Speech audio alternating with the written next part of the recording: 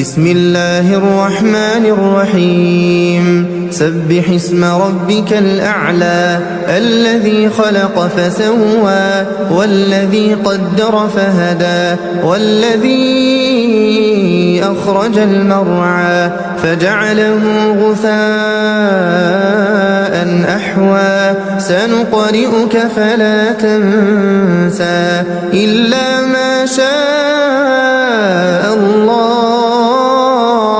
إنه يعلم الجهر وما يخفى ونيسرك لليسرى فذكر إن نفعت الذكرى سيذكر من يخشى ويتجنبها الأشقى الذي يصلى النار الكبرى ثم لا يموت فيها ولا يحيا قد أفلح من تزكى وذكر اسم ربه فصلى بل تؤثرون الحياة الدنيا والآخرة خير وأبقى إن هذا لفي الصحف الأولى صحف إبراهيم وموسى.